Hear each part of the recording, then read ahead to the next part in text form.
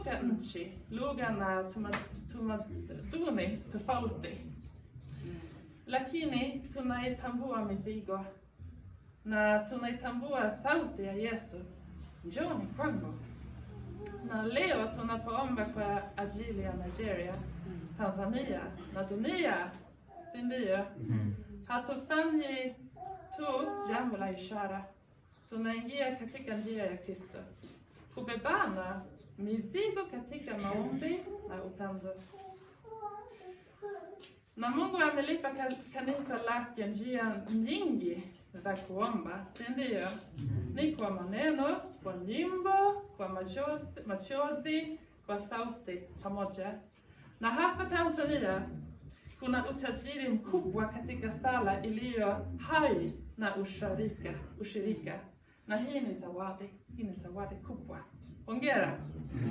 Chini ya kauli mbiu ya sala yenye taarifa, hatua ya maombi, hii leo yamefanyika maombi ya dunia katika ofisi kuu za KKKT Diocese ya Iringa, ambapo hapa Mchungaji Emily Lundemark anaendelea kujibu swali la kwa nini twende kwa Yesu.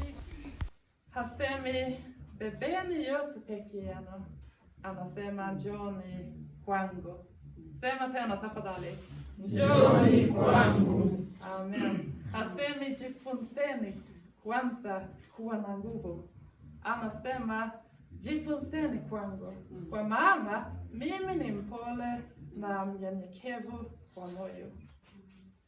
Na sasa tunapoingia moja kwa moja katika maombezi, tunafanya hivyo katika ushirika na dada na ndugu zetu wa Nigeria na pamoja na kanisa na ulimwengu wote.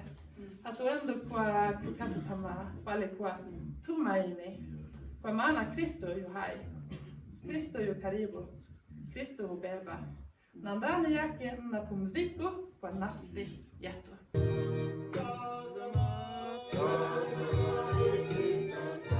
Naye katibu wa familia na malezi ya KKKT Diocese ya Iringa, Mchungaji Upendo Filangali, anatoa wito kwa wanaume. Siku za nyuma ilikuwa imezoeleka, au kwa watu wengi wasema maombi ya wanawake. Kimsingi hakunaga maombi ya wanawake, ila yalikuwa yanaongozwa. Sasa watu wanajumlisha tu, jamani leo maombi ya wanawake. Kwa hiyo baba wanafikiri hawataki kuomba. Lakini tunashukuru viongozi mahali hapa mlielewa na mkawa tayari kushiriki vizuri sana. Mungu awabariki. Kwa hiyo niendelee kutoa wito kwa kina mama mlioko hapa, tuendelee kushirikiana na wenzetu, lakini pia tujitokeze zaidi kwa wale ambao mwaka huu mlikuwa mmetingwa na shughuli za hapa na pale. Basi tujitahidi kupunguza ubizi wakati mwingine, kwa sababu ni shughuli ya muda mfupi na inafanyika kwa mwaka mara moja tu. Asanteni kwa ujumla wake. Miongoni mwa washiriki wa ibada hiyo ni waimba shairi pamoja na waigizaji. Na sasa tusikie muhtasari wa sanaa hiyo. Kwa jina naitwa Mchungaji Upendo Sanga. Leo tumeigiza igizo ambalo linahusu changamoto au misongo ya mawazo ambayo tunayo, ambayo ndio mizigo mingi ambayo tunaibeba kwenye jamii. Na igizo letu limeonyesha jinsi ambavyo peke yetu hatuwezi, isipokuwa Yesu Kristo anaweza akatusaidia mizigo tunayoibeba. Asante. Jina langu ni Lawson Mgani, ni mtumishi Radio Furaha hapa ofisi kuu. Nimeshiriki katika uimbaji wa shairi ambalo lilikuwa na ujumbe wa kutukaribisha kwa Yesu Kristo, kupeleka mizigo yetu badala ya kuendelea kupata shida, ile hali Yesu Kristo yuko kwa ajili yetu. Limetufundisha mengi, tusiendelee kupata shida, tumrejee Yesu Kristo.